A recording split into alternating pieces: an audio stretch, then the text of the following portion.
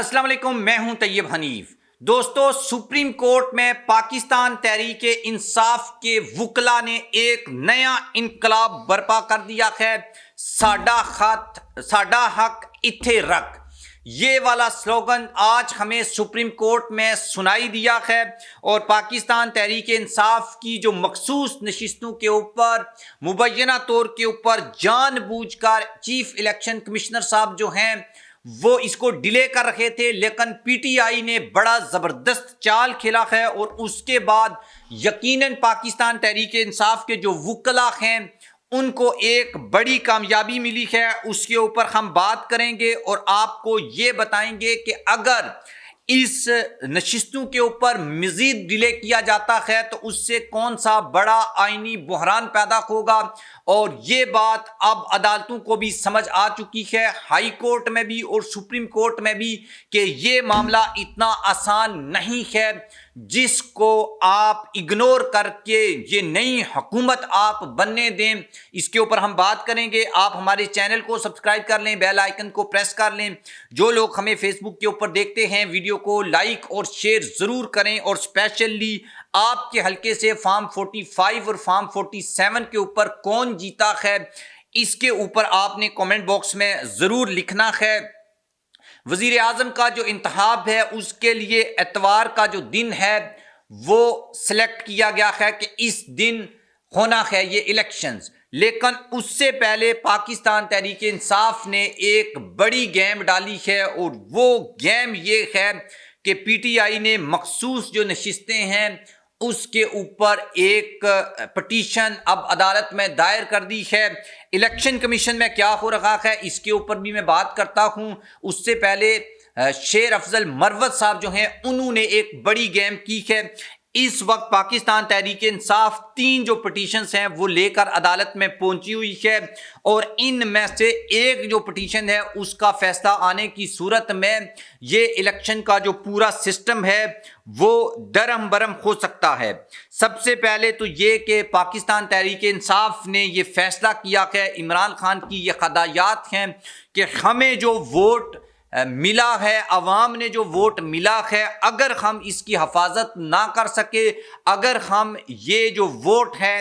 اس کو منوا نہیں سکے، اگر ہم مخصوص نشستیں نہیں لے سکے، تو پھر شاید عوام ہمارے اوپر اعتماد نہیں کرے گی کہ ہم ان کو ووٹ دیتے ہیں اور یہ ہمارے ووٹ کی حفاظت نہیں کر پاتے۔ تو اس لیے اب بڑے سیریس جو سٹیپس ہیں وہ اٹھائے گئے ہیں۔ سب سے پہلے بیرسٹر گوہر نے یہ کہا ہے کہ جو مخصوص نشستوں کو خالی چھوڑنا ہے یہ آئین اور قانون کے خلاف ہے، اور اس بیس کے اوپر جو بھی الیکشن ہوگا، چاہے وہ صدر کا الیکشن ہو، اسپیکر کا الیکشن ہو، ڈپٹی اسپیکر کا الیکشن ہو، وزیر اعظم کا الیکشن ہو، اور یہ سب کے جو سب الیکشنز ہیں ان کو کل عدم قرار دیا جائے، اس سے پہلے کہ ہم پٹیشن یہ دائر کریں ان کو ہونے نہ دیا جائے۔ اس کے بعد امپورٹنٹ یہ بات ہے کہ پی ٹی آئی نے جیسے اس سسٹم کو نہ چلنے کا فیصلہ کیا ہوا ہے، کیونکہ یہ سسٹم ہی بیسیکلی ایک دھوکہ دہی کے اوپر قائم ہے۔ بیرسٹر علی ظفر نے الیکشن کمیشن میں جو دلائل تھے وہ مکمل کیے تھے، اور اب یہی وکیل جو ہیں وہ سپریم کورٹ میں بھی ہیں، یہی جو بیرسٹر علی ظفر ہیں یہ ہائی کورٹ میں بھی ہیں، اور انہوں نے یہ نقطہ اب اٹھایا ہے کہ اسمبلی اس وقت تک پوری نہیں ہوتی جب تک تمام جو ممبران ہیں وہ حلف نہیں اٹھا رہے اور جو تمام نشستیں ہیں ان کا فیصلہ نہ ہو جائے۔ اس کے بعد اب یہ سوال کھڑا ہوتا ہے کہ پاکستان تحریک انصاف کی جو نشستیں ہیں، جو یہ وزیر اعظم کا الیکشن ہے، اس کو روکا جائے جب تک نشستیں واپس نہیں مل جاتی، چونکہ الیکشن بھی آج ہے اور اس کا فیصلہ بھی آج ہونا ہے، تو اس لیے اس کو ایک بڑی ڈیولپمنٹ کے طور کے اوپر دیکھا جا رہا ہے۔ اور اگر یہ الیکشن رک جاتا ہے اور پاکستان تحریک انصاف کو یہ سیٹیں مل جاتی ہیں، پی ٹی آئی کا یہ کلیم ہے کہ فارم 45 جو میں نے شیر افضل مروت صاحب والی بات کی تھی، انہوں نے جو پٹیشن دائر کی ہے اس میں انہوں نے یہ کہا ہے کہ فارم 45 اور فارم 47 کا جو معاملہ ہے اس کو حل کیا جائے، اور بیسیکلی یہی نقطہ اب امریکنز جو سینیٹرز ہیں وہ بھی اٹھا رہے ہیں کہ فارم 45 اور فارم 47 کے بیچ جو فرق ہے نتائج کا، پہلے اس فرق کو ختم کیا جائے، پھر حکومت بنائی جائے، پھر وزیر اعظم بنایا جائے، اور بالکل یہی مطالبہ پاکستان کے جو لوگ ہیں ان کا پاکستان کے جو لوگ ہیں ان کا امریکہ میں ہے، اور پاکستان تحریک انصاف کے جو وکلاء ہیں ان کا یہی مطالبہ ہمیں اب عدالتوں میں سامنے دکھائی دیا ہے۔ اور یہی وجہ ہے کہ یہ اب الیکشن جو ہے اس کے اوپر سب کی دوڑیں لگی ہوئی ہیں۔ وہ لوگ جو اس حکومت کو لے کر آنا چاہتے تھے وہ لوگ بھی اب کافی پریشان دکھائی دیتے ہیں، جو یہ مائنڈ بنا بیٹھے تھے کہ مجھے یہ وزارت ملے گی، مجھے وہ وزارت ملے گی، میرے ساتھ یہ ہوگا، میرے ساتھ وہ ہوگا۔ اور اصل میں انصاف کی جو امید ہے وہ اسلام آباد ہائی کورٹ سے اس وقت کی جا رہی ہے۔ اور اگلی خبر جو میں نے آپ کو بتانی تھی وہ یہ تھی کہ الیکشن کمیشن ابھی تک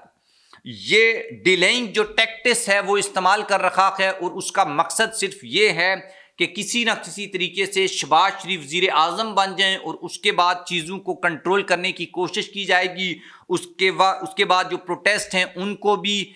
مینج کر لیا جائے گا۔ اس کے بعد ایک حکومتی جو رٹ ہے وہ قائم ہو جائے گی۔ صالح ظفرار ہیں ایک، انہوں نے بڑے تہلکہ خیز انکشافات کیے ہیں اس حوالے سے کہ ہو سکتا ہے کہ جو سنی اتحاد کونسل ہے اس کو پارلیمانی پارٹی کے طور پر بھی الیکشن کمیشن کنسیڈر نہ کرے۔ جب ان کو پارلیمانی پارٹی کے طور پر کنسیڈر نہیں کرے گا تو پھر تو پاکستان تحریک انصاف اپنا اپوزیشن لیڈر بھی نہیں بنا سکے گی۔ ان کو وہ تمام جو فیسلٹیز ہیں جو ایک اپوزیشن لیڈر کو ملتی ہیں یا پارلیمانی جماعت کو ملتے ہیں وہ بھی نہیں ملیں گی۔ اس کے بعد ایک بڑا اہم عہدہ ہوتا ہے جو اپوزیشن لیڈر کو ملتا ہے اکاؤنٹیبلٹی سے ریلیٹڈ، وہ جو عہدہ ہے وہ بھی ان کو نہیں مل پائے گا۔ اصل میں مسئلہ یہاں پر کھڑا ہو گیا ہے۔ آپ کو پتا ہے اس سے پہلے نور عالم خان جو ہیں وہ ان کو ہوتا یہ ہے کہ پارلیمنٹ کی کچھ کمیٹیز ہوتی ہیں،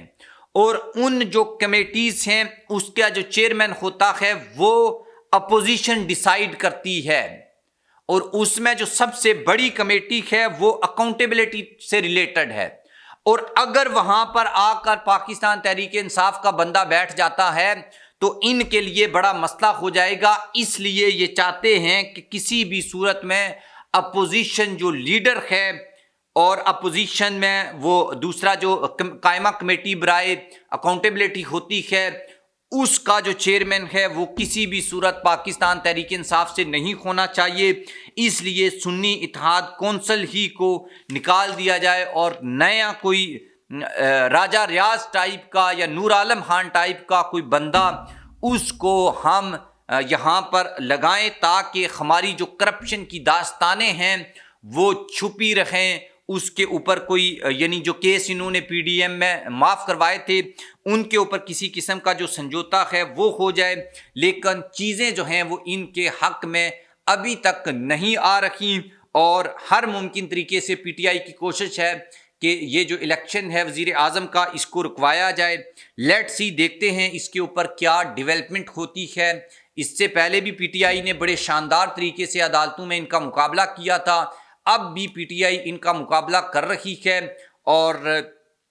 3 جو کیسز ہیں یہ پہنچ چکے ہیں۔ ایک مخصوص نشستوں کے اوپر ہے، اس کے بعد ری کاؤنٹنگ جو ہے ووٹ کی وہ والا کیس ہے، اور فارم 45 اور فارم 47 والا کیس ہے۔ اب دیکھتے ہیں کہ ان تمام جو کیسز ہیں اس کے اوپر پی ٹی آئی کو کیا کامیابی ملتی ہے، اور یہ وزیر اعظم کا جو حلف ہے اس کو روک پاتے ہیں یا نہیں پاتے ہیں۔ آج سنڈے کا دن بھی ہے اور اس کے بعد بھی پی ٹی آئی یہ کوشش کر رہی ہے کہ وہ اس معاملے کو سارٹ آؤٹ کروا سکے۔ آپ بھی اس کے بارے میں کومنٹ باکس میں لکھیے گا کہ پی ٹی آئی کی جو عدالتی جنگ ہے اس سے آپ مطمئن ہیں یا نہیں۔ اللہ حافظ۔